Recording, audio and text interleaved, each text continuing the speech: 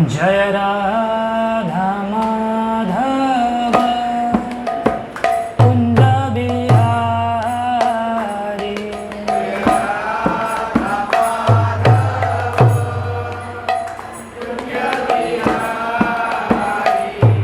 जय राधा माधव कुंज बिहारी।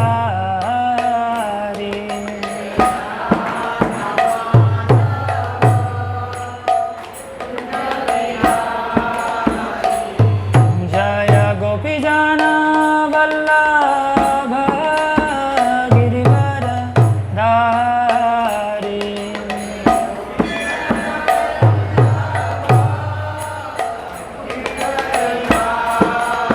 सभी लोग बोले गोपीजन वल्लभ गिरिवर धारी।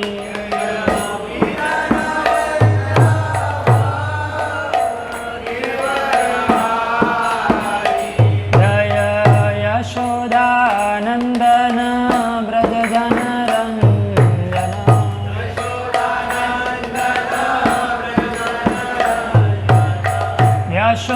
यशोदानंदन व्रज जनरंजन।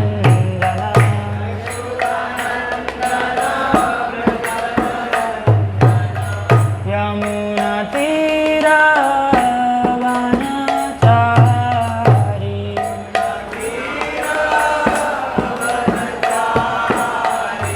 यमुना तीरवनचारी।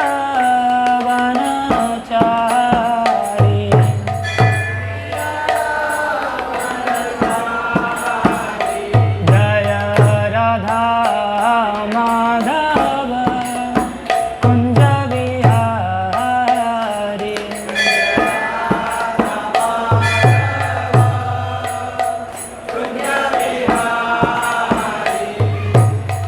हरे कृष्णा कृष्णा कृष्णा हरे हरे, हरे राम राम राम हरे हरे। हरे Krishna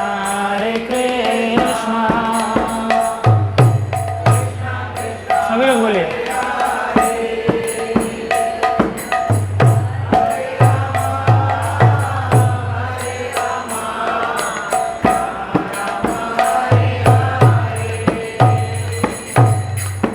Hare Krishna,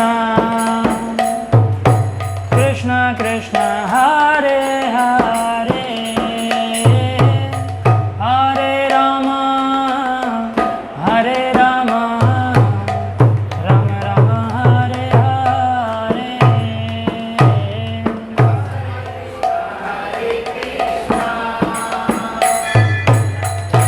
Krishna Hare Hare,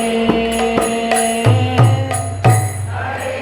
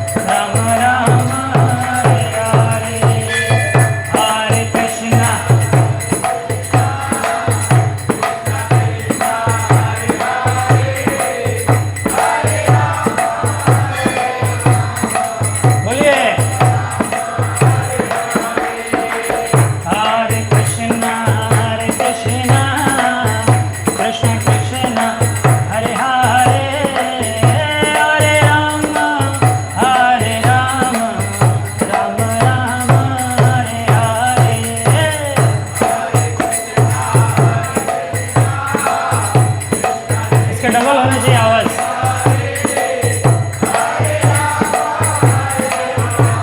सब लोग गाएंगे तो हो जाएगा। हरे कृष्णा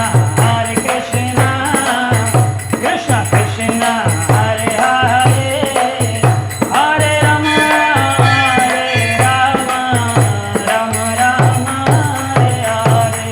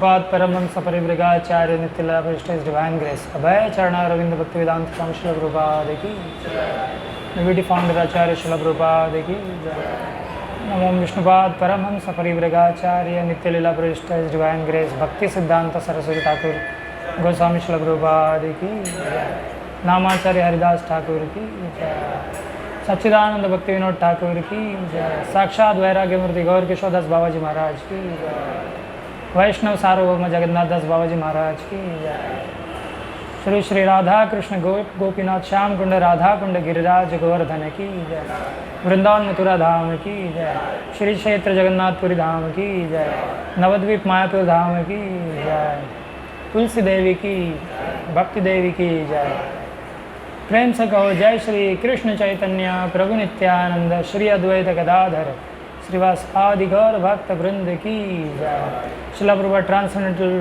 बुक डिस्ट्रीब्यूशन प्रोग्राम की शिला प्रभुपाद ट्रांसेंडेंटल प्रसाद वितरण प्रोग्राम की जय all glories to the assembled devotees Hare Krishna all glories to the assembled devotees Hare Krishna all glories to Sri Guru and Gauranga all glories to Srila Prabhupada की जय Savior of the whole world, Jagat Guru Srila Prabhupada ki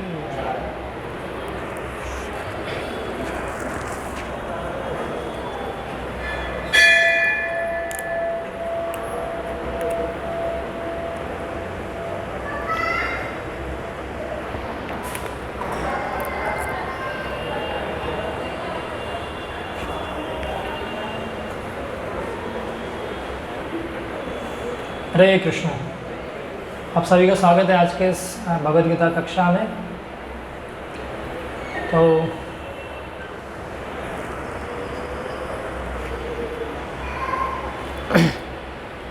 मंगलाचरण कर लेंगे। ओम नमो भगवते वासुदेवाय ओम नमो भगवते वासुदेवाय ओम नमो भगवते वासुदेवाय नारायणं नमस्कृत्य नरं चैव नरोत्तमं देवीं सरस्वतीं व्यासं ततो जयमुदीरये नष्टप्रायेषु भद्रेषु नित्यं भागवत सेवया भगवती उत्तमश्लोके भक्तिर्भवति नैष्टिकी कृष्णाय वासुदेवाय देवकी नन्दनाय च नन्दगोपकुमाराय गोविन्दाय नमो नमः। वरहापीडं नटवरवपुः कर्णयो कर्णिकारं बिभ्रदवासः कनककपिशं वैजयन्तीं च मालां रन्ध्रां वेणोरधरसुधया पुरयन् गोपवृन्दैर्वृन्दारण्यं स्वपदरमणं प्राविशद्गीतकीर्ति अहं हरे तव पादैकमूलदासानुदासो भवितास्मि भूय मनः स्मरेता सुपतेर्गुणांस्ते गुणितवा कर्म करोतु काय भूतेर्महद्भिर् यहि मा पुरो विभुर्निर्मायशेते यदमुषु पुरुषः भुङ्क्ते गुणां षोडशात्मकः सोऽलङ्कृशिष्ट भगवान् वचांसि मे। मूकं करोति वाचालं पङ्गुं लङ्घायते गिरिं यत्कृपातमहं वन्दे श्रीगुरुं दिनतारिणं परमानन्दमाधवं श्रीचैतन्यईश्वरम्। हरे कृष्ण।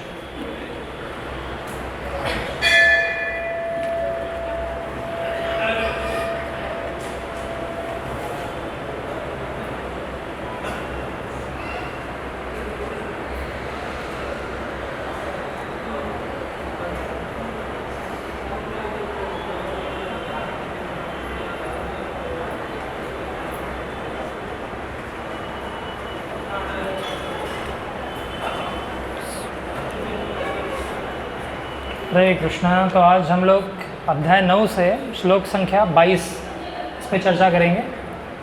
अध्याय 9 श्लोक संख्या 22 मेरे पीछे दोहरा सकते हैं आप लोग श्लोक। अनन्याश्चिन्तयन्तो मां ये जनाः पर्युपासते तेषां नित्याभियुक्तानां योगक्षेमं वहाम्यहम्। इसका शब्दार्थ इस प्रकार से है, अनन्य जिसका कोई अन्य लक्षण हो, अनन्य भाव से, चिंतयन्तः चिंतन करते हुए, माम मुझको, ये जो जना व्यक्ति, पर्युपासते ठीक से पूजते हैं, तेषाम उन, नित्य सदा, अभियुक्तानाम भक्ति में लीन मनुष्यों की, योग आवश्यकताएं, क्षेमम सुरक्षा आश्रय, वहामी वहन करता हूँ, अहम मैं। अनुवाद और तात्पर्य शिला प्रभुपाद द्वारा, शिला प्रभुपाद की जय। अनुवाद इस प्रकार से है, किंतु जो लोग अनन्य भाव से मेरे दिव्य स्वरूप का ध्यान करते हुए निरंतर मेरी पूजा करते हैं, उनकी जो आवश्यकताएं होती है उन्हें मैं पूरा करता हूँ, और जो कुछ उनके पास है उसकी रक्षा करता हूँ। तात्पर्य, जो एक क्षण भी कृष्ण भावनावृत्ति के बिना नहीं रह सकता, वो 24 घंटे कृष्ण का चिंतन करता है, और श्रवण कीर्तन स्मरण पाद सेवन वंदन अर्चन दास्य सख्य भाव तथा आत्मनिवेदन के द्वारा भगवान के चरण कमलों की सेवा में रत रहता है। ऐसे कार्य शुभ होते हैं और आध्यात्मिक शक्ति से पूर्ण होते हैं, जिससे भक्त को आत्म साक्षात्कार होता है, और उसकी यही एकमात्र कामना रहती है कि वह भगवान का सानिध्य प्राप्त करे। ऐसा भक्त निश्चित रूप से बिना किसी कठिनाई के भगवान के पास पहुंचता है, यह योग कहलाता है। ऐसा भक्त भगवत कृपा से इस संसार में पुनः नहीं आता। क्षेम का अर्थ है भगवान द्वारा कृपा में संरक्षण। भगवान योग द्वारा पूर्णतया कृष्ण भावनाभावित होने में सहायक बनते हैं, और जब भक्त पूर्ण कृष्ण भावनाभावित हो जाता है तो भगवान उसे दुख में बद्ध जीवन में फिर से गिरने से उसकी रक्षा करते हैं। ओम अज्ञानतिमिरान्धस्य ज्ञानाञ्जनशलाकया चक्षुरुन्मीलितं येन तस्मै श्री गुरवे नमः। श्री चैतन्य मनोभीष्टं स्थापितं येन भूतले स्वयं रूप कदा मह्यं ददाति स्वपदान्तिकं। वन्दे अहं श्रीगुरुन् श्रीयुतपदकमलं श्रीगुरुन् वैष्णवांश श्रीरूपं साग्रजातं सहगण रघुनाथान्वितं तं सजीवं साद्वैतं सावधूतं परिजनसहितं कृष्णचैतन्यदेवं श्रीराधा कृष्णपादान् सहगण ललिता श्रीविशाखान्वितांश। नमो विष्णुपादाय कृष्णप्रेष्ठाय भूतले श्रीमते भक्तिवेदांत स्वामिन् इति नामिने। नमस्ते सारस्वते देवे गौरवाणी प्रचारिणे निर्विशेष शून्यवादी पाश्चात्यदेशधारिणे। जय श्री कृष्ण चैतन्य प्रभु नित्यानंद श्री अद्वैत गदाधर श्रीवासादि गौर भक्त वृंद। हरे कृष्ण कृष्ण कृष्ण हरे हरे, हरे राम राम राम हरे हरे। आप सभी का स्वागत है आज के इस भगवत कक्षा में।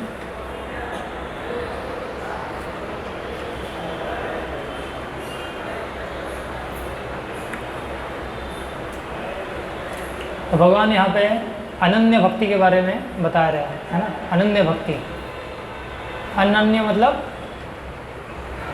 और कोई उद्देश्य नहीं हो जिसमें, है ना। केवल उद्देश्य कौन हो? भगवान कृष्ण है। तो देखिए आज जो कलयुग में जो लोगों का जो स्तर है ना, कलयुग में लोग कैसे आध्यात्मिक दृष्टि से अंधे हैं, है ना। लोगों में बिल्कुल अज्ञान है ना। कोई रुचि नहीं लेना चाहता आध्यात्मिकता में, है ना, भक्ति में। तो यहाँ पे तो भगवान बोल रहे हैं कि अनन्य भाव से भक्ति करना चाहिए। अनन्य मतलब हमेशा 24/7, है ना। ऐसा नहीं ब्रेक लेना है कहीं, है ना। जैसे आज आप लोगों के पास जाओ गीता का संदेश लेके, है ना, उनको प्रचार करो, तो क्या कहते हैं? पहला एक्सक्यूज़ क्या होता है? मेरे पास समय नहीं है भगवान के लिए, है ना। लोगों के पास समय नहीं है ना। हफ्ते में एक बार जो प्रवचन होता है उसमें आने के लिए लोगों के पास समय नहीं है ना। तो अनन्य भाव की भक्ति बहुत दूर है। वो भी होगा अगर प्रामाणिक तौर पे अगर व्यक्ति आता है ना, प्रामाणिकता से आता है, रेगुलरली अटेंड करता है सत्संग, तो अनन्य भाव के स्तर पे भी पहुंच जाएगा वो, है ना।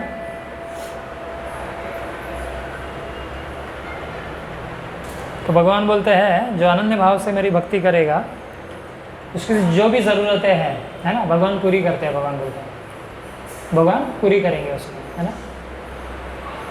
और जो उनके पास है उसकी रक्षा करेंगे भगवान, है ना।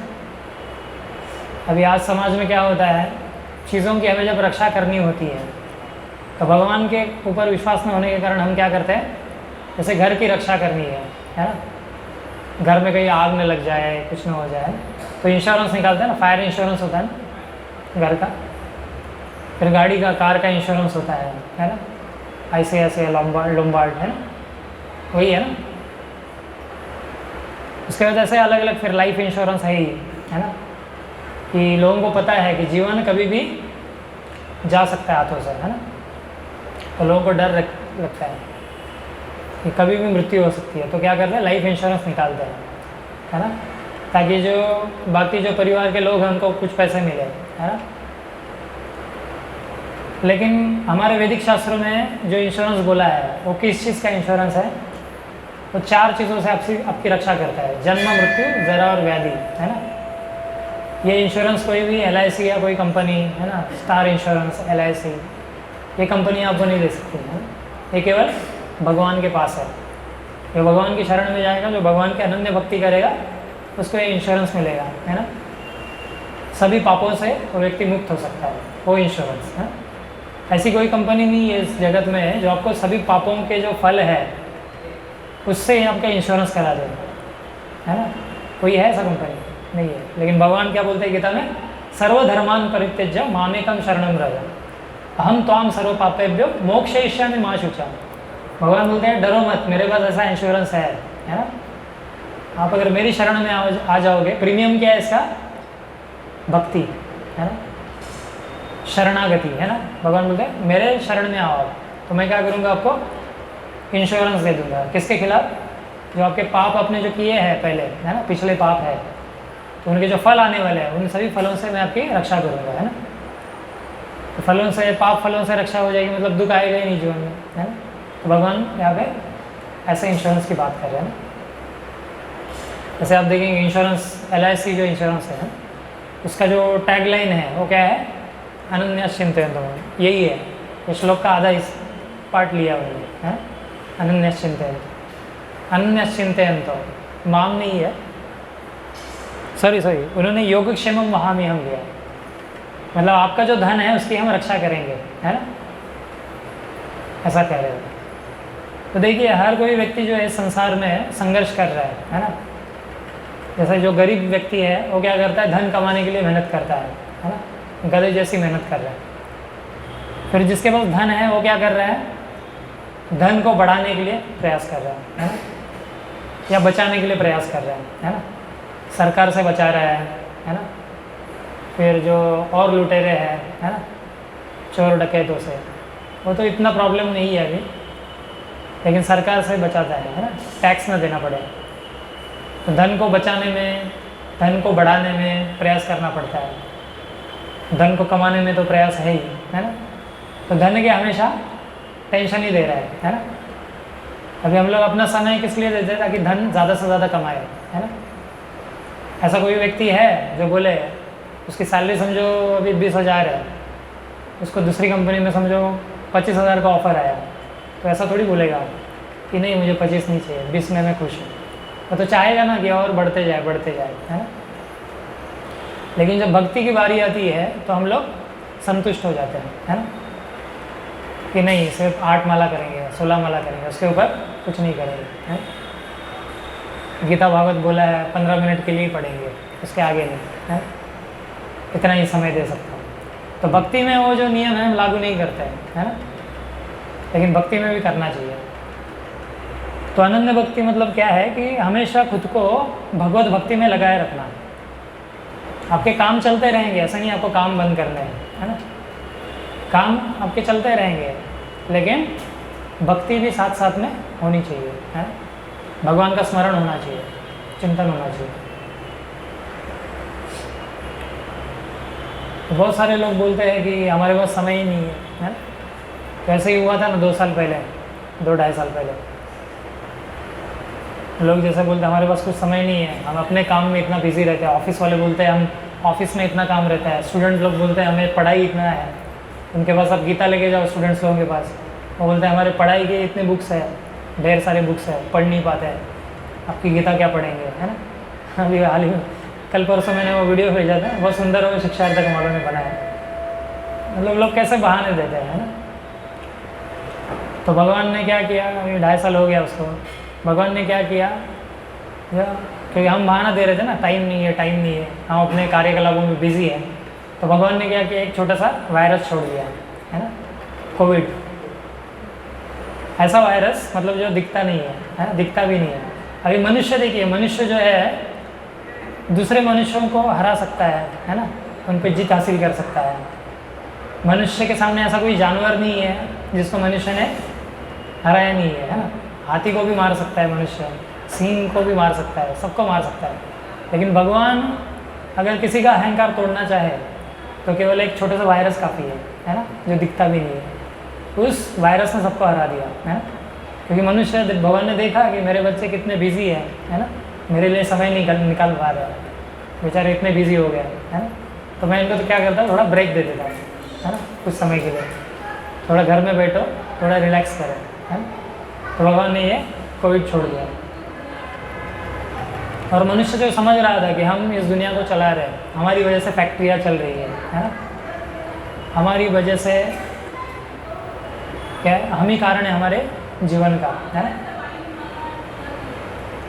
हम खा पी रहे है ना, या हवा पानी ये सब हमसे है ना, हम काम कर रहे हैं इसलिए सब कुछ हमारी ज़रूरतें जो है पूरी हो रही है।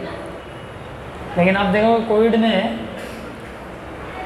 अभी देखिए इसमें एक चीज़ है, जैसे कुछ लोग बोल सकते हैं है ना कि बहुत सारे लोग मरे भी उसमें है ना, तो उनके कर्मों के हिसाब से हुआ है ना। सब लोग नहीं मरे, कुछ लोग मरे, कुछ लोगों को थोड़ी है ना, थोड़ी तकलीफ हुई, और कुछ लोग बच भी गए है ना, ऐसे भी थे। तो भगवान क्या है, भगवान के अरेंजमेंट से जिसका कर्म फल, जिसका मृत्यु उस समय लिखा था उसको मृत्यु मिल गई है ना। भगवान जिसको बचाना चाहते थे बच गए है ना, जिनको कर्मों की वजह से थोड़ी तकलीफ होनी थी हो गई है ना, हमें भी हुई थी, तो वो कर्मों के हिसाब से था है ना। लेकिन आप देखोगे कि भगवान ने ये जो कोविड एपिसोड ये पूरा जो हुआ, इसके द्वारा दुनिया को दिखाया कि अगर मनुष्य कुछ भी नहीं करता है, केवल घर में बैठे रहता है, तो भी कुछ लॉस नहीं होने वाला है इस जगत में है ना। जैसे ये मनुष्य प्राणी ऐसा प्राणी है कि जो इस दुनिया में सबसे ज़्यादा हानि कर रहा है। आप देखो कोई पंछी है, जानवर है ना, जंगल में रहते हैं, वो कभी बिल्डिंग नहीं बनाते हैं है ना बना सकते हो, ना फैक्ट्रियाँ बनाते हैं है ना, तो न्यूक्लियर वेपन्स बनाते हैं है ना, अणु बॉम्ब, ये सब कुछ नहीं बनाते हो है ना। तो नेचर के हार्मनी में रहते हो है ना, पर्यावरण के साथ, पर्यावरण को कोई हानि नहीं होती है इनसे है ना।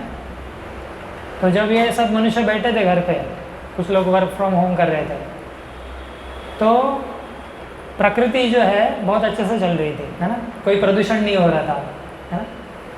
बहुत पंछी, जो पंछियों की आवाज़ें सुनी नहीं थी बहुत लोगों ने है ना कई सालों से, मतलब शहर में भी, तो वो पंछी शहर में भी आ रहे थे है ना, और उनकी चहचहाहट जो है सुनाई दे रही है ना। फिर नदियाँ, अलग अलग समंदर, ये सब क्लीन हो गए क्योंकि प्रदूषण करने वाला मनुष्य नहीं था है ना, तो सब कुछ सुचारू रूप से चल रहा था। तो मनुष्य क्या करता है, कुछ बना नहीं सकता है, बिगाड़ना जानता है ना। तो भगवान ने ये जो प्रकृति है ये परफेक्ट बनाई है, लेकिन हमने क्या उसको बिगाड़ दिया है ना। ये देखिए जैसे सूरज है ना, पृथ्वी के बाहर है सूरज, तो पृथ्वी के इर्द गिर्द एक रेडिएशन का एक इलेक्ट्रोमैग्नेटिक ये है, फील्ड है, जिसकी वजह से सूरज की जो रोशनी आती है ना वो हमको हानि नहीं पहुंचा पाती है। तो भगवान ने पूरा अरेंजमेंट किया है उसका है ना। फिर ओजोन लेयर होता है ना, ओजोन लेयर हवा में, सूरज की जो प्रखर किरणें हैं उनसे हमारी रक्षा करता है ओजोन है ना। तो भगवान ने पूरा टेक्नोलॉजी बना के रख दिया है जगत में, लेकिन हमने क्या किया, उस ओजोन को नष्ट कर दिया प्रदूषण से है ना। तो मनुष्य बिगाड़ना जानता है, बनाना कुछ नहीं जानता है ना। लेकिन जानवर, पंछी, ये सब बाकी जो जीव है वो प्रकृति में हानि नहीं पहुंचाते प्रकृति में है ना, लेकिन मनुष्य करता है। तो भगवान बोले आप थोड़ा रुको है ना, अहंकार विगुणात्मा करता हमित मन में, क्योंकि मनुष्य को अहंकार है ना कि मेरे बलबूते पे दुनिया चल रही है। तो भगवान ने बोला आप थोड़ा बैठो घर पे देखो आप बैठ जाओगे तो कितना अच्छे से चलेगा, है ना। तो लोग क्या बोलते हैं हमारे पास, तो देखिए अभी भगवान को अगर किसी का अहंकार तोड़ना है तो केवल एक वायरस काफ़ी है या एक मच्छर काफ़ी है ना। जैसे सिकंदर हुआ था, अलेक्जेंडर द ग्रेट, वो कैसे मरा था पता है आपको?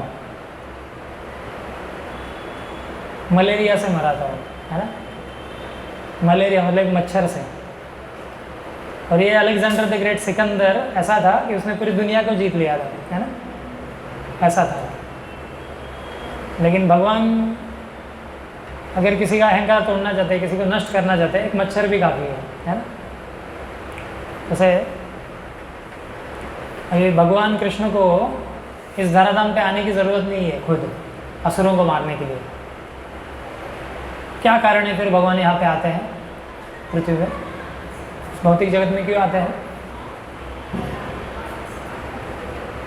हाँ, क्योंकि भगवान तभी आए ना जब ब्रह्मा जी गए उनके पास, है ना, ब्रह्मा जी और बाकी देवता, कि पृथ्वी पे जो दुराचारी राजा है, अधार्मिक राजा है, इनका राज बढ़ गया है ना, अधार्मिकता का वातावरण है, तो आप इनको ख़त्म करने के लिए आइए। तभी तो भगवान आए थे ना। लेकिन भगवान गीता में बोलते हैं, वो तो खैर दूसरा ये है, द्वियम हेतु है उनका। प्राथमिक हेतु क्या है भगवान के यहाँ आने का? भगवत गीता का फेमस श्लोक क्या है? हाँ, यस, परित्राणाय साधुनाम, है ना। साधुओं का परित्राण मतलब उनको बचाने के लिए भगवान आता है, उनकी रक्षा के लिए, है ना। साधु मतलब कौन है? जो भगवान की भक्ति में लगे हैं, है ना। अनन्यश्चिन्तयन्तो माम, अनन्य भाव से जो भक्ति करते हैं, है ना। सततम कीर्तयन्तो माम, जो सतत मेरे कीर्तन में लगे हुए हैं, वो साधुओं का रक्षा करने के लिए भगवान आते हैं। तो भगवान असुरों के लिए नहीं आते हैं, है ना, साधुओं की रक्षा करने के लिए आते हैं, या साधुओं के साथ लीलाएं करने के लिए आते हैं, है ना। उनको आनंद देने के लिए आते हैं, है ना, उनकी सेवा स्वीकार करने के लिए आते हैं। ये उद्देश्य होता है मूल। तो भगवान को सिर्फ एक मच्छर काफ़ी है, एक वायरस काफ़ी है ना, अहंकार तोड़ने के लिए। फिर भी कुछ ऐसे लोग होते हैं जो बहुत अहंकारी होते हैं, है ना। जैसे स्टीफन हॉकिंग जो साइंटिस्ट था, वो आखिरी दम तक बोल रहा था कि भगवान नहीं है, भगवान का अस्तित्व नहीं है ना। तो ऐसे भी लोग होते हैं, मतलब दुख है जीवन में, उसको बचपन से बीमारी थी, है ना, मसल एट्रोफी आई थिंक, वो मसल से कंट्रोल नहीं होता है उसमें, है ना। तो व्हील चेयर पे था जीवन के शुरू से ही, लेकिन अहंकार नहीं गया उसका, है ना। तो ऐसे लोग हैं जो अहंकार को छोड़ना नहीं चाहते, चाहे कितनी सज़ा दो। तो जैसे कोविड के समय में क्या हुआ, 2020 में दूरदर्शन ने जो है वो रामायण सीरीज चलाया था, है ना। 13 साल के बाद वापस से रामायण टीवी पे उन्होंने टेलीकास्ट करना शुरू कर दिया था, रामायण और श्री कृष्ण सीरियल, है ना। और एक दिन तो इतना उसका व्यूअरशिप बढ़ गया था, कहते हैं 7 करोड़, दूरदर्शन ने बोला 7 करोड़ लोगों ने रामायण देखी उस दिन टीवी पर, कोविड के समय, है ना। बहुत स्टूडेंट्स लोग भी सब रामायण श्री कृष्ण ये सीरियल फॉलो कर रहे थे, है ना। तब बहुत जो समय चाहिए था, भगवान ने उनको समय दे दिया, है ना। बोलते हमारे पास समय नहीं है, भगवान ने कहा क्या किया, थोड़ा सा अरेंजमेंट किया, बेचारों को समय दे देते हैं। बहुत लोगों ने ये सीरियल देखा। तो क्या होता है, जब तकलीफ आती है जीवन में, तो हमें पता चलता है कि भगवान की ज़रूरत है हमें, है ना। हम भगवान को नज़रअंदाज नहीं कर सकते, है ना, तब पता चलता है।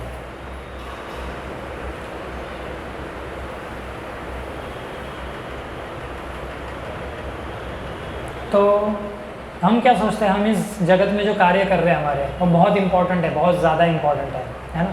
अगर ये कार्य नहीं करेंगे हम लोग तो क्या है, दुनिया रुक जाएगी, या मेरा भी कुछ होगा नहीं, है ना। मैं भी कुछ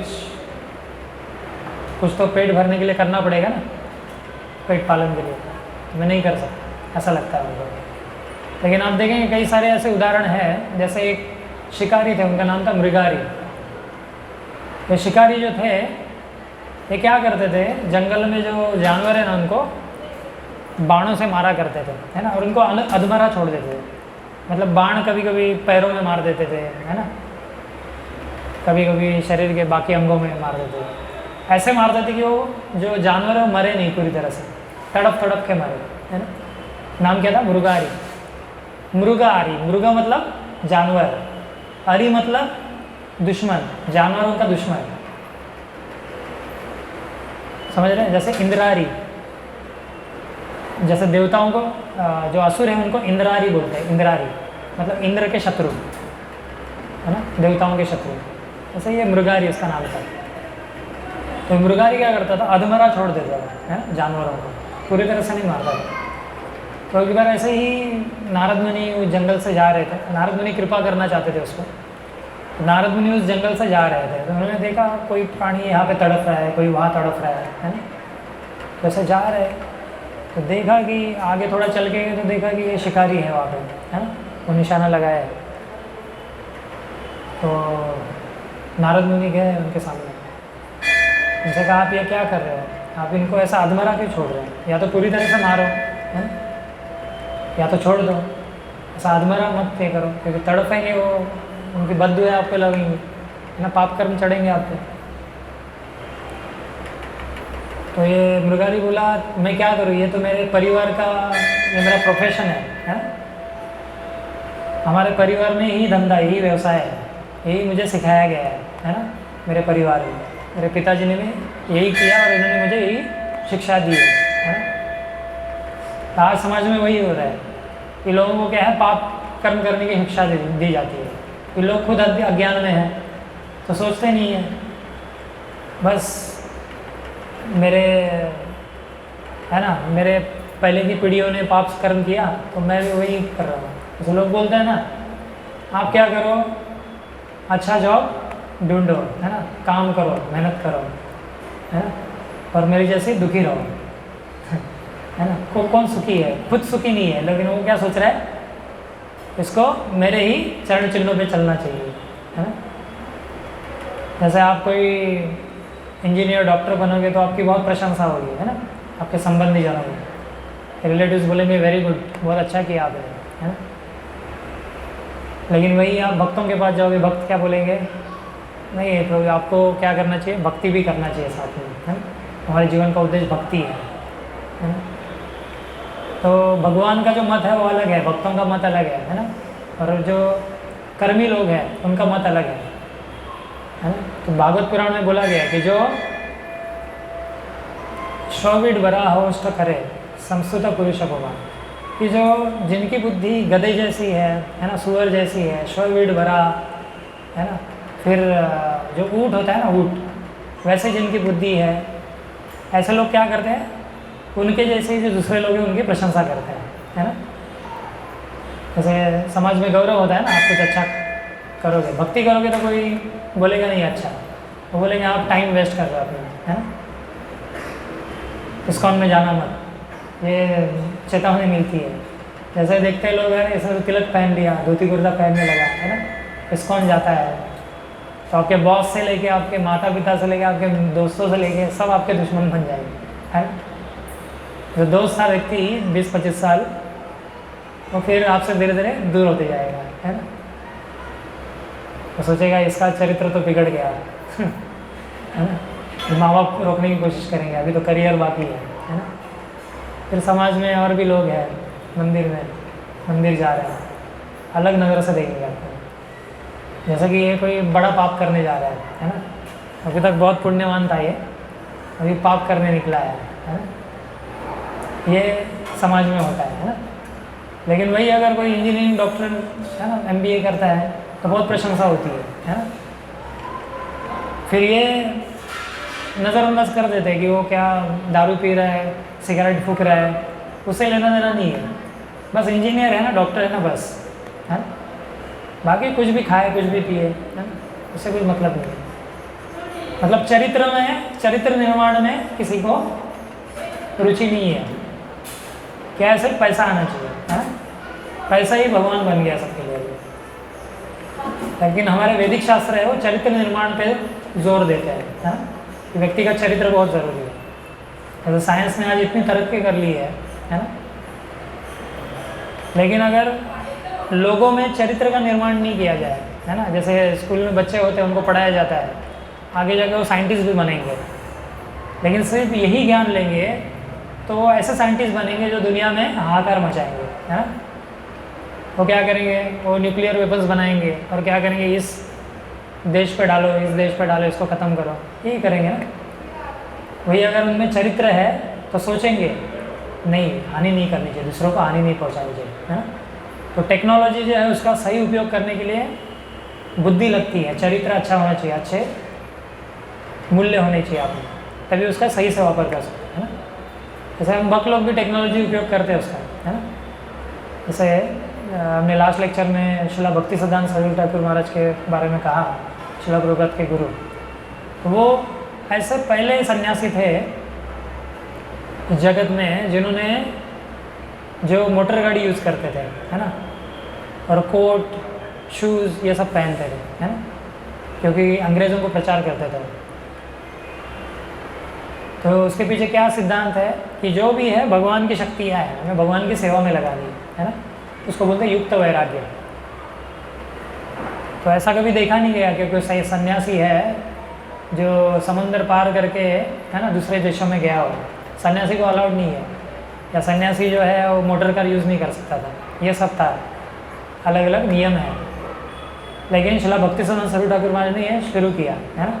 और फिर प्रभुपाद भी हवाई जहाज़ से अलग अलग जगह जाते थे, है ना। प्रभुपाद भी टेक्नोलॉजी यूज़ करते थे और अभी हम भी करते हैं टेक्नोलॉजी यूज़। लेकिन टेक्नोलॉजी क्या है, अभी देखिए टेक्नोलॉजी बनाया किसने, साइंटिस्ट लोगों ने दिया है ना। साइंटिस्ट लोगों ने इस टेक्नोलॉजी को बनाने के लिए जो भी चीज़ें लगती है वो कहाँ से ली, प्रकृति से ली, है ना।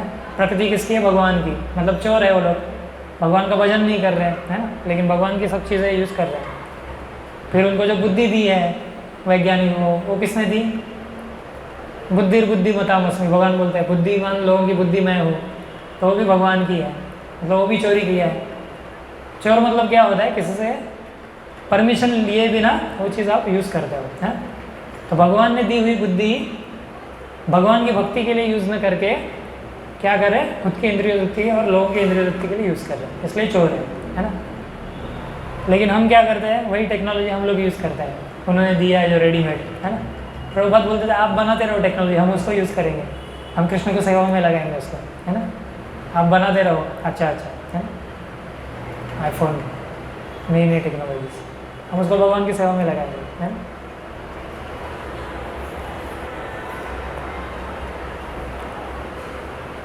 तो हमें सब कुछ भगवान की सेवा में लगाना है। तो ये भृगु जो था वो अधमरा छोड़ देता था जानवरों को, तो नारद मुनि ने उनको उपदेश दिया कि आपको पता है आप जो प्राणियों सब ये जानवरों को मार रहे हैं, इसका जो पाप लगेगा उससे आपको नरक जाना पड़ेगा। उन्होंने पूरा ऐसा दिखाया, है ना, स्क्रीन पे दिखाया उन्होंने कि देखो ये सब होने वाला है आपके साथ, नरक में ये आपको सज़ा मिलेगी, है ना। और आप जिनके लिए ये कर्म कर रहे हो, है ना, आपके परिवार के लिए, वो उस पाप कार्यों में आपका भाग नहीं लेंगे। तो तब मृगारी जाग गया हुआ, है ना। साधु का यही काम होता है, आंखें खोलना, है ना। जब तक पाप करने लगे हुए होते हैं हम लोग, जब सोए हुए होते हैं पाप कर्मों में लगे होते हैं, है ना। साधु क्या करते हैं, आंखें खोल देते हैं, बताते क्या सही है क्या गलत है। तो मृगारी की आंखें खुल गई और वो बोला लेकिन मैं क्या करूं, अगर मैं इन जानवरों को नहीं मारूंगा तो भरण पोषण कैसे करूं मैं खुद का, मेरे परिवारजनों का। नारद मुनि बोले आप चिंता मत करो, आप ये फेंक दो, ये धनुष, ये बाण, है ना, मैं इसके ऊपर आपको सॉल्यूशन बताता हूँ। वो बोले एक कुटिया बनाओ आप, है ना, जंगल में, कुटिया में रहो आप, और केवल क्या करो, एक जगह बैठ के भगवान का भजन करो, भगवान का नाम ले लो। उससे क्या होगा, एक तुकाराम महाराज ने भी एक बहुत अच्छा अभंग है उनका इसमें,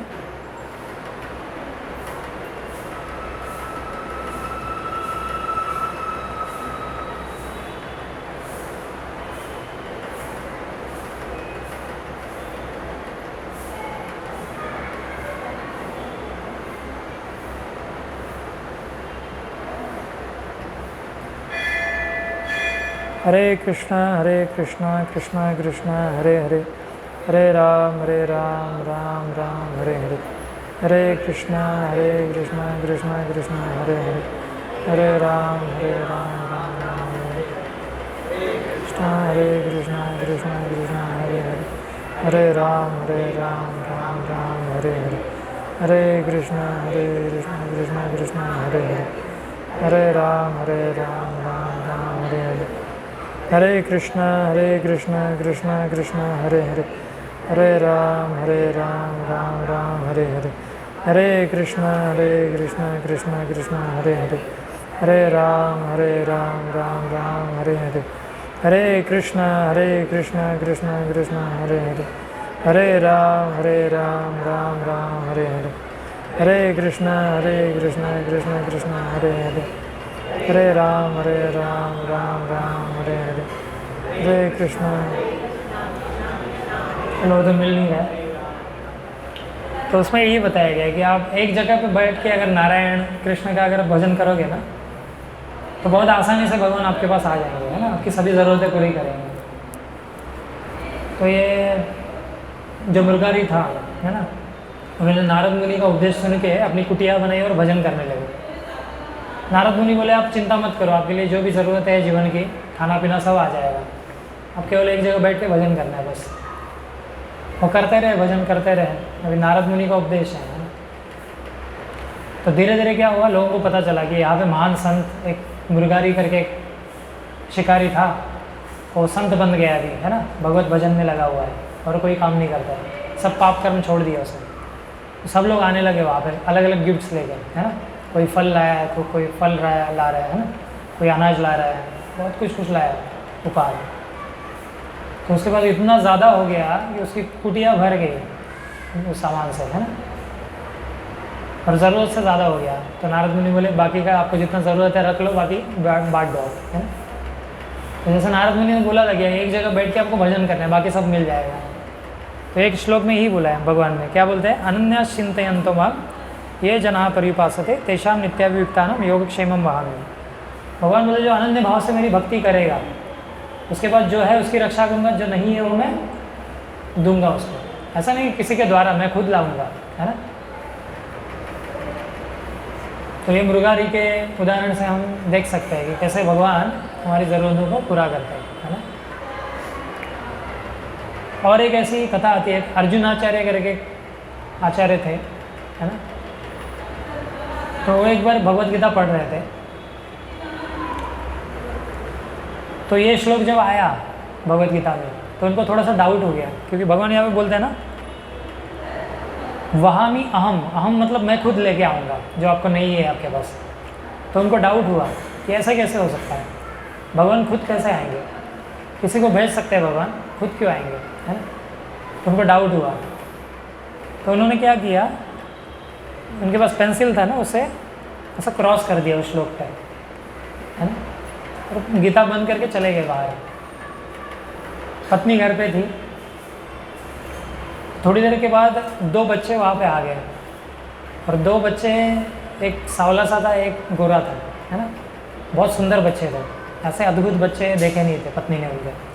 तो अपने कंधे पे बहुत सारी सामग्री लेके आए, दूध, दही, है ना, शक्कर, अनाज, घी, ऐसा सब कुछ था उनके पास।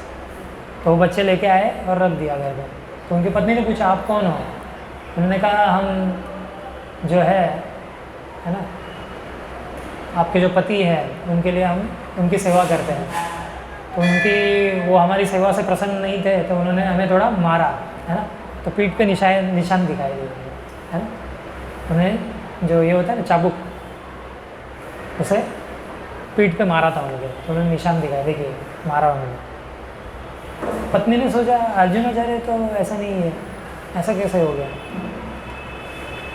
ये तो बहुत मृदु स्वभाव के हैं, है ना, ये तो हो ही नहीं सकता है। लेकिन बच्चे बता रहे इतने मासूमियत से, तो उनको थोड़ा विश्वास हो गया। फिर वो बच्चों को बिठाया उन्होंने, पत्नी ने उनको खाना पीना खिलाया, और वो बच्चे बाद में चले गए। थोड़ी देर के बाद अर्जुनाचार्य आ गया। तो पत्नी ने कहा दो बच्चे यहाँ पे आ गए थे, सब सामग्री लेके आए हो। उन्होंने कहा कि आपने उनको मारा बहुत, उन्होंने आपकी जो है ठीक से सेवा नहीं की इसलिए। तो हैरान हो गया, बोले मैंने तो ऐसे किसी बच्चों को जानता नहीं हूँ मैं, है ना, किन बच्चों की बात कर रही है। तो फिर पत्नी ने कहा कि उन्होंने दिखा कि उनके पीठ पे निशान था, है ना, जो सांवला बच्चा था उसके पीठ पे एक निशान था और ये सामग्री छोड़ गया वो। तो अर्जुनाचार्य को तुरंत उनको याद आया कि मैंने गीता में अनन्य चिंतन, तो ये जो श्लोक है इसको क्या किया था, काट दिया था ऐसे से। तो तुरंत गया अंदर, है ना, देखा मैंने तो उसको काट दिया। तो उनको पता चला भगवान के भक्त है, लेकिन भक्तों को भी कभी कभी संशय हो जाता है ना। अभी हम लोगों को भी पूरा विश्वास नहीं है कि कृष्ण परम भगवान है। कितने लोगों को विश्वास है कृष्ण परम भगवान है?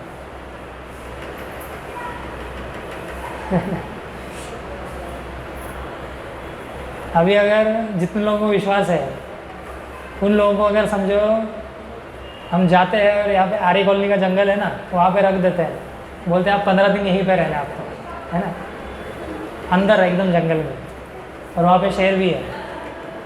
उनको अगर बोला जाए आप यहाँ पे रहो, है ना, 15 दिन यही रहना है, तो कितने लोग जाएंगे आप में से? और कॉन्फिडेंस।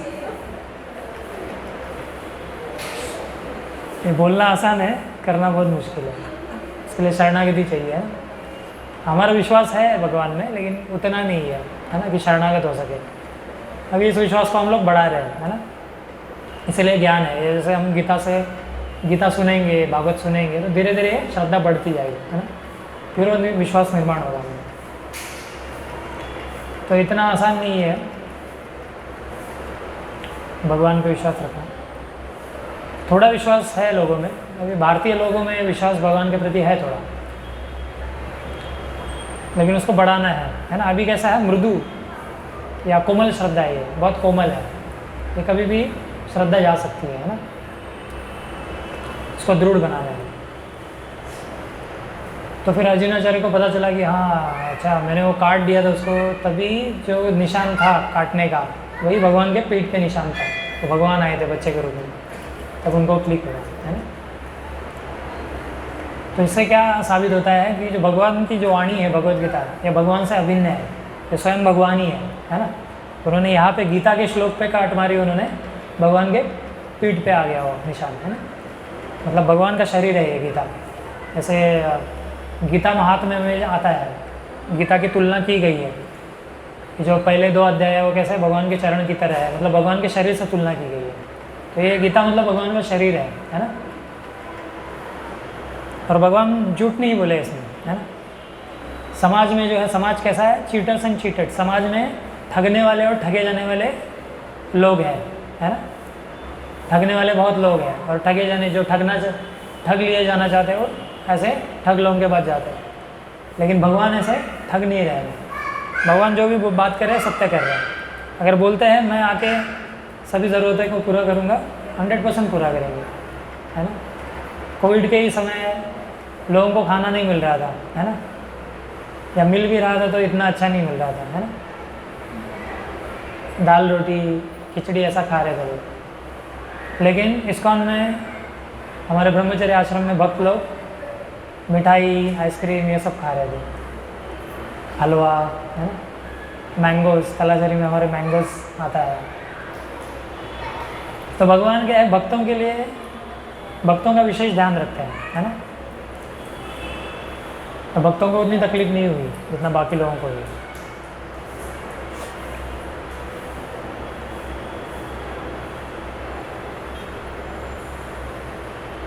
तो देखिए, हमारा जो नित्य धर्म है,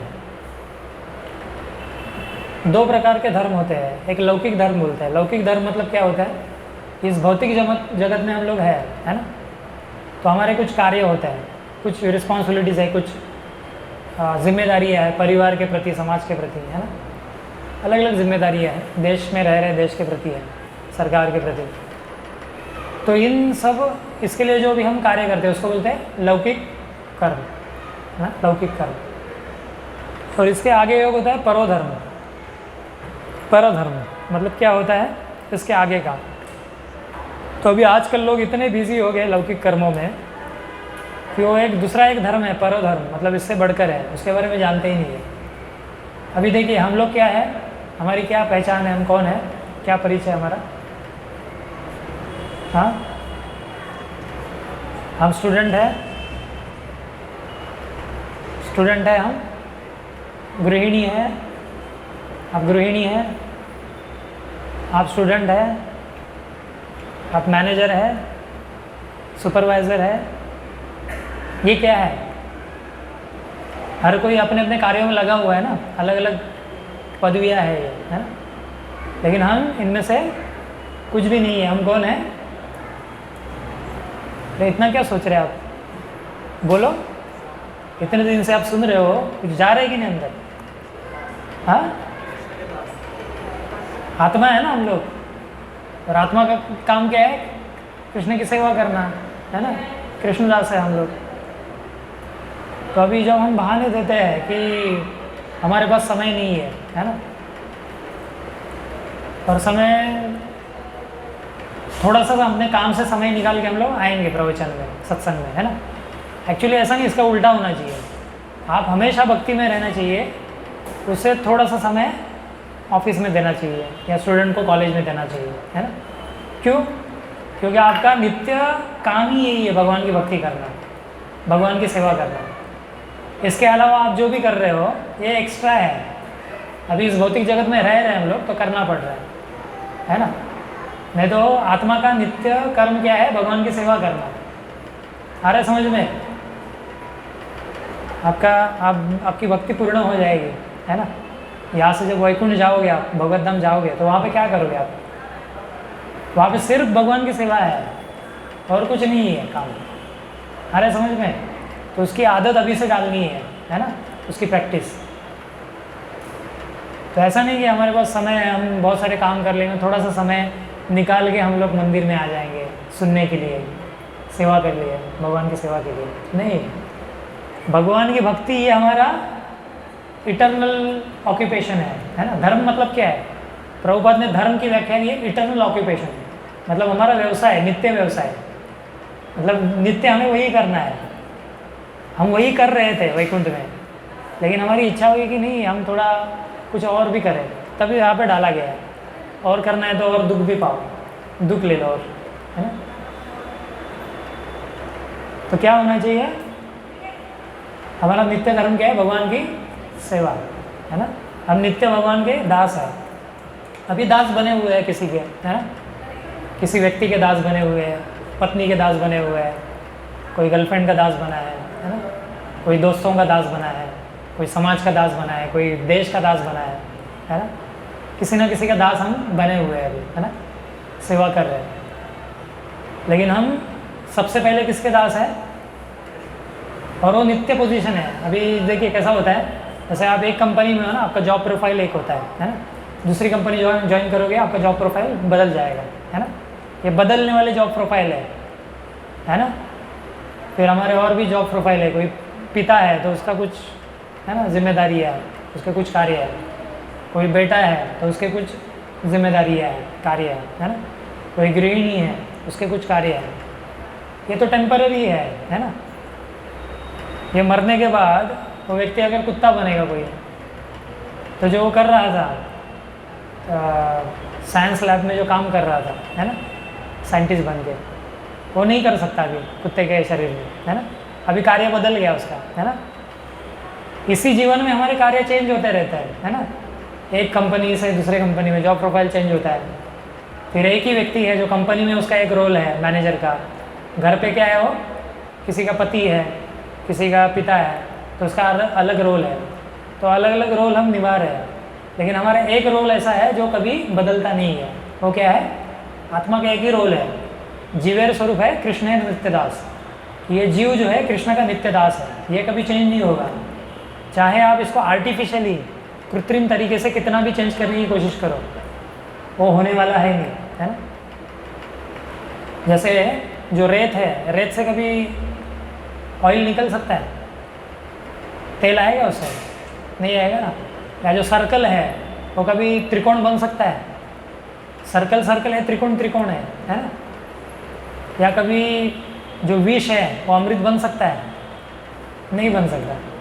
तो वैसे ही ये कभी मुमकिन नहीं है कि हम भगवान के बिना खुश रह पाए। ऐसा सोच रहे मतलब एक बिल्कुल नामुमकिन चीज़ है।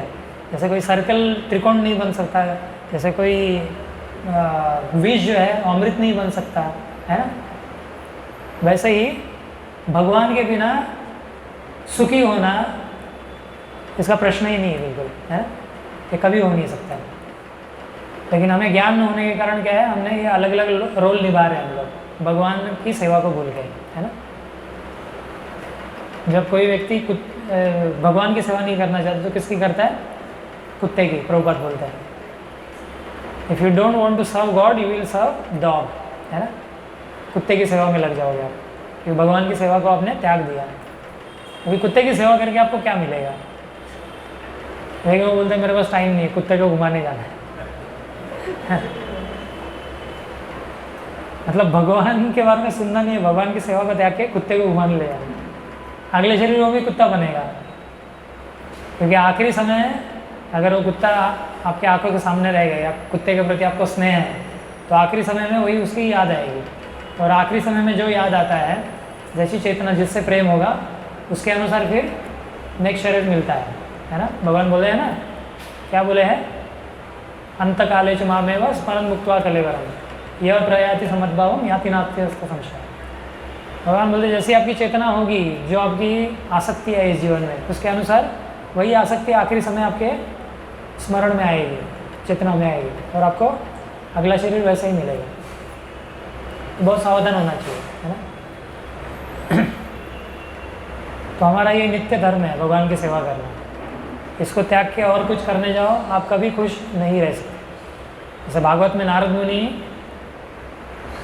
प्रचेताओं के ये उपदेश देते हैं, जैसे पेड़ है ना, पेड़ का आपको पोषण करना है, जड़ में पानी डालना पड़ेगा, पत्तों में, फलों में, फूलों में नहीं डाल सकते। वहाँ डाल के कुछ फ़ायदा ही नहीं है ना, वो वेस्ट हो जाएगा। वैसे ही भगवान को प्रसन्न करने के उद्देश्य से किए गए कार्य ही आपको सुखी बना सकता है, आपको मुक्त कर सकता है। लेकिन बाकी जो काम कर रहे हो, आपका ऑफिस में हो या घर में हो या और कहीं हो, है ना, ये सब कार्य कैसे है? वो पेड़ के पत्तों को, फूलों को, फलों को पानी देने जैसा है। वो आखिरी समय में उसका वैल्यू क्या है? ज़ीरो। नारद मुनि बोलते हैं त्यक्त्वा स्वधर्मम चरणाम्बुजम हरे भजन न पक्वा तो पतत्तो यदि यत्र क्व वा अभद्रम अभुदमुष्य किम को वार्ता आप तो अभजताम स्वधर्मधर्म। नारद मुनि प्रचेताओं को बताते हैं त्यक्त्वा स्वधर्मम, मतलब कोई अपना स्वधर्म छोड़ देता है ना, मतलब उसके जो धर्म है अलग अलग लोगों के प्रति, है ना, उसको त्याग देता है और भगवान की शरण ले लेता है ना, पूरे अनन्य भाव से, है ना। तो बोला गया है भले ही वो अनन्य भाव से शरण लिया है और बाद में भक्ति पूर्ण नहीं कर पाया, बीच में उसकी मृत्यु हो गई या भक्ति से पतन हो गया, है ना, भक्ति से गिर गया भक्ति के पद से, तो भी भगवान नारद मुनि बोलते हैं उसका कुछ लॉस नहीं है, क्योंकि उसने जो धन अर्जित किया है वो रहेगा उसके पास, भक्ति का धन, है ना।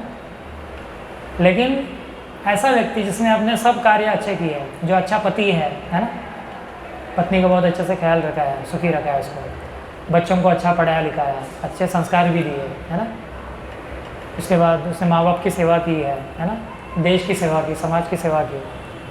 लेकिन मृत्यु के समय क्या बोला गया है? पराभवस्तावद अबोध जाता यावन न जिज्ञासता आत्मतत्व, बोला गया कि उसका पराभव है, वो विजय नहीं हुआ, उसकी उपलब्धियाँ नहीं है, उसने जो भी किया है उसकी उपलब्धियाँ नहीं है, ये सब उसकी हार है। क्यों? क्योंकि उसको वापस जन्म लेना पड़ेगा, वापस जन्म मृत्यु के संसार में आना पड़ेगा, है ना। तो बोला गया उसको कुछ लाभ ही नहीं हुआ, क्योंकि भगवान को प्राप्त नहीं किया उसने, है ना। बाकी पुण्य के अच्छे सब कार्य किए, अपने सब जिम्मेदारियाँ बहुत अच्छे से निभाई, है ना।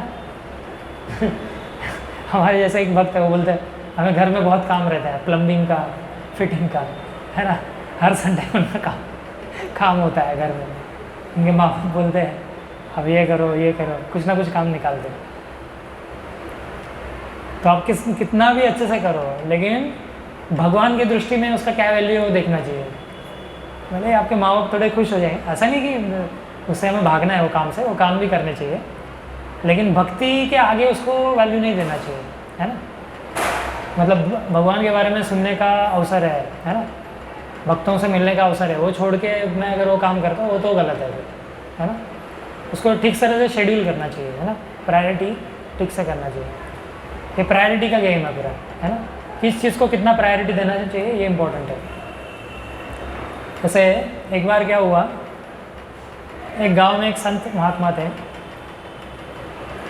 तो उनके पास बड़ा एक लिस्ट था गांव में, मतलब जो लोग भी मरते थे ना तो उनका नाम लिखा करते थे वो, और आगे के कॉलम में तो उनकी आयु लिखा करते थे, मतलब उम्र लिखा करते थे, मतलब कितने साल जिए ये, है ना।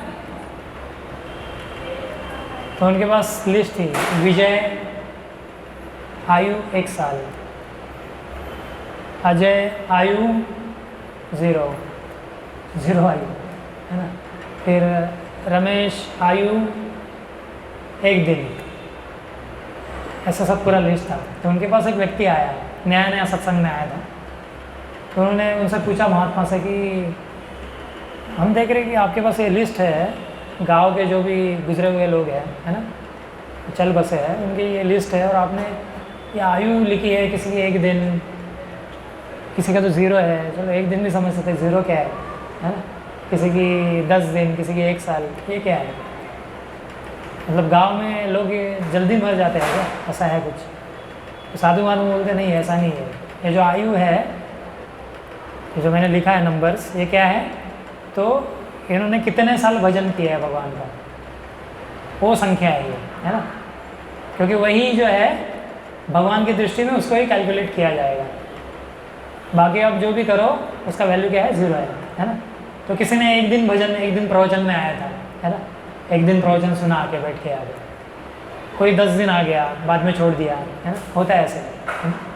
कोई 1 साल लगातार आया फिर छोड़ दिया, कोई 20 साल आया, है ना। तो हमें आखिर तक टिकना है ना। तो भक्ति ऐसा नहीं है कि कुछ दिन आए, है ना। क्यों होता है ऐसा, कुछ दिन लोग आते हैं बाद में चले जाते हैं, क्योंकि माया पकड़ लेती है। क्योंकि आप जब भक्ति करने लगते हो ना, तो माया जो है वो सोचती है अभी तो ये मेरा गुलाम था, अभी मेरे हाथ से छूट रहा है ये व्यक्ति, है ना, अभी ये मुक्त हो जाएगा। तो माया क्या करती है, आपको पकड़ लेती है ना। तो हमें सावधान होना चाहिए, ये माया का खेल है, समझना चाहिए, है ना। आप ऐसी मुश्किलें आएंगी ना आपको, आपने कभी सोची नहीं रहेगी। प्रभुपाद बोला करते थे, प्रभुपाद जब अमेरिका में लेक्चर देते थे एक जगह पे, तो लिफ्ट था, लिफ्ट हुआ करता था वहाँ पे, 1st फ्लोर पे आई थिंक था वो प्रवचन जहाँ पे देते थे प्रभुपाद। तो जब भक्त लोग मतलब लोग आते थे प्रवचन के लिए, तो बिल्डिंग वाले कभी कभी कुछ कंप्लेंट शिकायत करते थे, आप लोग लिफ्ट यूज़ कर रहे हो, ये कर रहे हो। तो प्रभुपाद बोलते थे देखिए अभी ये भगवान की तरफ मुड़ रहे हैं, तो माया कैसे बाधा डाल रही है ना। तो उसको माया की प्रक्षेपत्मी का शक्ति बोलता है। मतलब जब हम भगवान की तरफ मुड़ते हैं तो माया क्या करती है, अभी तक तो 25-30 साल है ना बहुत अच्छे से चल रहा था आपका, अभी क्या ऐसी ज़रूरत आन पड़ी भगवान की तरफ मुड़ने की, तो माया क्या करती है, आपको दूर फेंकती है। इसको बोलते हैं प्रक्षेपत्मी का शक्ति, दूर फेंकती है ना। लेकिन हमें सावधान होना चाहिए, हमें समझना चाहिए माया की ट्रिक, है। तो ऐसे वक्त में हमें भक्तों का सहारा लेना चाहिए, भक्तों से पूछना चाहिए क्या करूँ। तो माया से आप अकेले नहीं लड़ सकते, क्योंकि अभी तक माया के गुलाम बने हुए थे ना आप, है ना। तो माया ज़्यादा स्ट्रांग है आपसे, भगवान की शक्ति है वो, है ना। तो भक्तों की अगर सहायता लेंगे तो इसको कंट्रोल विजय पा सकता है ना?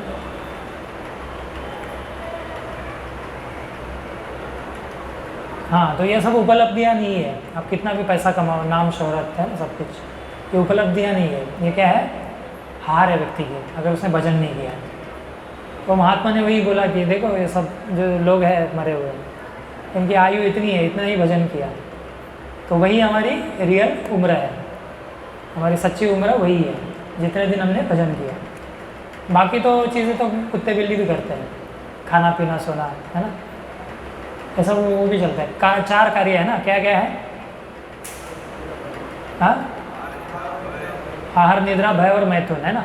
आहार में हम भी आहार करते हैं, पशु भी करते हैं, इतना ही फर्क है कि हम उसको पका के, है ना, उसमें अलग अलग फ्लेवर्स डाल के, वो पशुओं को कुछ लेना नहीं है, वो कहीं पे गिरा हुआ बस उनको पेट भरना है।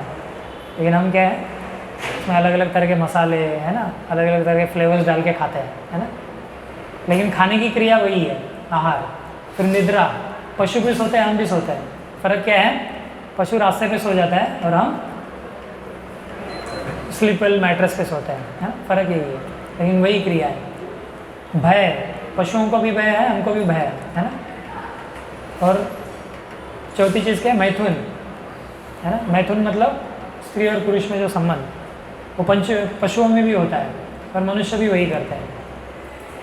तो हम में और जानवरों में कोई फ़र्क नहीं है, लेकिन एक फ़र्क है, महाभारत में ये श्लोक आता है, आहार निद्रा भय मैथुनम च सामान्य निर्धर पशुवीर नराणाम धर्मो ही तेषाम अधिको विशेषो धर्मेण ही ना पशु भी समान है। बोलते हैं ये चार क्रियाएं तो मनुष्य और पशुओं में समान है, लेकिन एक गुण है मनुष्यों में जो अलग है। क्या बोलते हैं, धर्मो ही तेषाम अधिको विशेषो, उनमें एक विशेष गुण है जो अधिक है उनमें। क्या है, वो धर्म समझ सकता है ना। धर्म मतलब क्या है, जो भगवान की वाणी है, भगवान के उपदेश, वो समझ सकता है ना। कुत्ते बिल्ली नहीं समझ सकते। तो भगवान की भक्ति के अलावा जो भी कार्य करते हैं, कुत्ते बिल्लियों के कार्य है, पशुओं के कार्य है ना। और इसका वैल्यू ज़ीरो है। भले ही समाज में लोग आपकी प्रशंसा करें, आपके माता पिता, आपके दोस्त, आपके संबंधी जन, लेकिन भगवान की नज़र में क्या है, उसका वैल्यू, संतों की नज़र में उसका वैल्यू क्या है, नारद मुनि जैसे ज़ीरो, है ना। इसको समझना बहुत ज़रूरी है। तो ऐसा नहीं कि करना नहीं है, करना है उसको, रिस्पॉन्सिबिलिटी, क्योंकि इस जगत में रह रहे तो करना पड़ेगा, है ना, मजबूरी है ना? लेकिन ये कार्य करने का जो उद्देश्य है, वो उद्देश्य क्या होना चाहिए कि हम भगवान तक पहुँचे। आ रहा है समझ में? आप जॉब करते हो, कोई स्टूडेंट है, ये सब करना है, करियर बनाना है अपना, गृहिणियों को अपना घर संभालना है ना, ये सब करना है, लेकिन उसका रिजल्ट क्या होना चाहिए। इसमें लगे रहेंगे तो रिजल्ट पता नहीं चलेगा, आपको लगेगा जो कर रहे हो यही रिजल्ट है ना। ये रिजल्ट नहीं है, इसका रिजल्ट क्या होना चाहिए, भगवान में, भगवान के प्रति प्रेम होना चाहिए, भगवान की भक्ति में प्रगति होनी चाहिए, है ना। ये सब चीज़ें इसलिए करनी है ताकि हम सत्संग के लिए समय निकाल पाए, सत्संग में हमारी रुचि हो, है ना। कोई जॉब करता है, कोई पैसा तो चाहिए, पैसा रहेगा खुद का भरण पोषण कर पाएगा, है ना, परिवार का भरण पोषण, फिर वो सत्संग थोड़ा आ सकता है ना। समझ रहे। स्टूडेंट को पढ़ाई इसलिए करनी चाहिए कि करियर बनाना है आगे, है ना।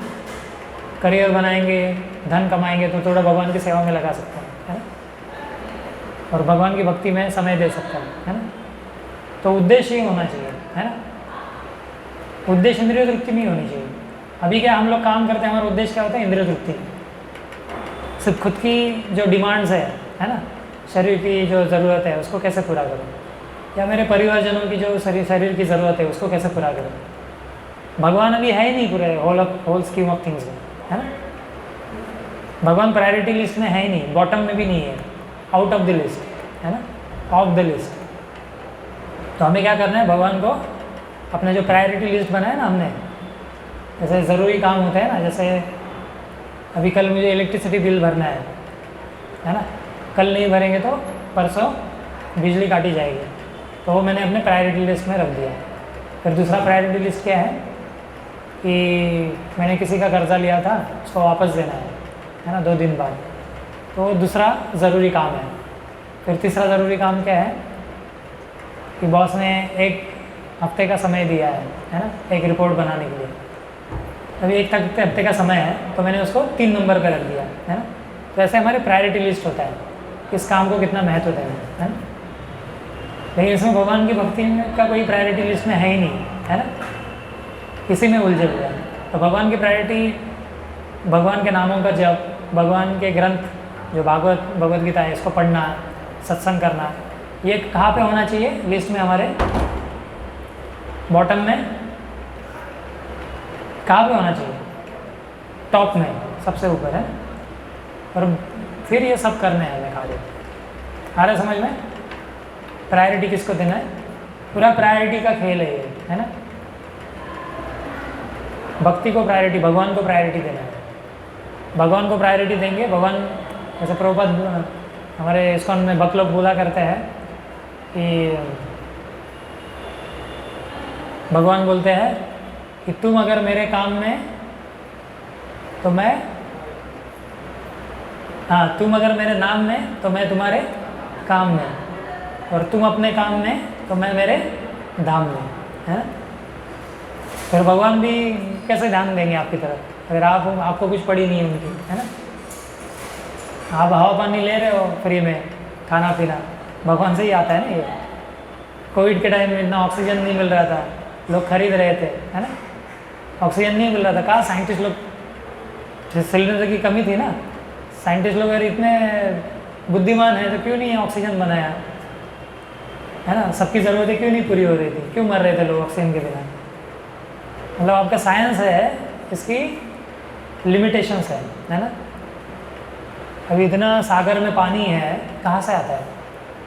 साइंटिस्ट लोग बोलते हैं ऊपर से एक कॉमेट आया, तो ऊपर से बाकी ग्रहों से यहाँ पे पृथ्वी पे एक कॉमेट आया, है ना, तो तभी उसने पानी लाया और सब समुंदर भर गए। इतना ये मतलब बचपन है ये साइंटिस्ट लोग मतलब दिखाते खुद के हम विद्वान हैं, लेकिन बातें जो है बच्चे की तरह है। प्रभुपाद बोला करते हैं साइंटिस्ट लोग कैसे है, जैसे कोई बच्चा है ना, वो देखता है छोटा बच्चा कि कार जा रहा है, उसको लगता है कार अपने आप चल रहा है, उसको पता नहीं उसके अंदर ड्राइवर बैठा हुआ है जो उसको चला रहा है। वैसे साइंटिस्ट लोग क्या सोचते हैं, ये हमारा शरीर चल रहा है, हम सब कुछ कर पा रहे हैं, क्योंकि क्या है, केमिकल्स में चेतना जो है, केमिकल्स एक साथ आ गए और उसमें चेतना बन गई। वो जानते नहीं इसके अंदर एक ड्राइवर है, आत्मा, वो इसको चला रही है। प्रभुपाद बोलते बच्चों जैसा है इनका, बच्चों जैसी सोच है ना। तो भगवान ने सभी समुंदर जो है पानी से भर दिए है ना। तो भगवान का हम सिर्फ फ्री में ले रहे हैं, हवा पानी, है ना, अनाज फल फ्रूट सब, लेकिन दे क्या रहे हैं उनको रिटर्न में। ये दिया है उन्होंने क्यों, क्योंकि उनकी भक्ति की जाए, है ना। लेकिन हम क्या चोर है ना। इस पर भी लेक्चर लेंगे। भगवान एक श्लोक में बोले चोर, स्तेन शब्द यूज़ किया है, स्तेन है ये वो सब, है ना।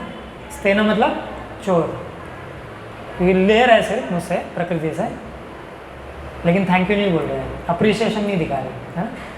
तो भक्ति करते हैं मतलब हम अप्रिसिएशन दिखा, जैसे भगवान को भोग लगाते हैं ना, तो अप्रिशिएट करते हैं कि भगवान आपसे आया है, पहले आपको समर्पित, है ना, आपको पहले अर्पण कर दो, फिर मैं लूँगा।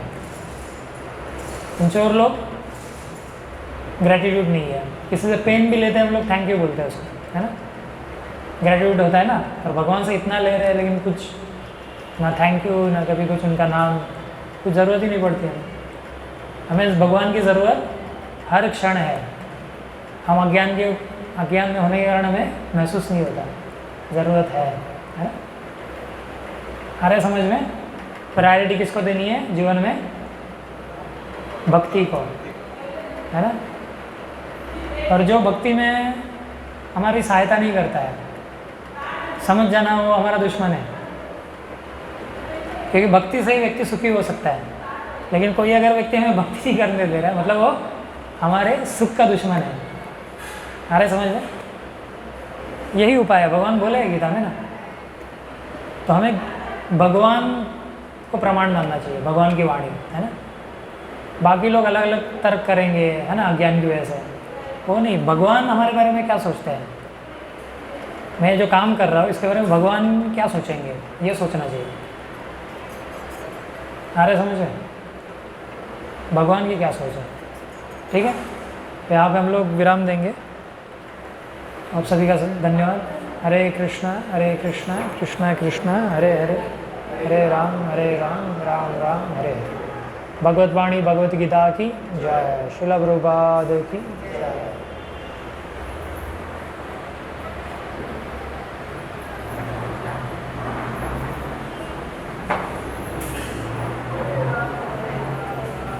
बंद करिए उसको।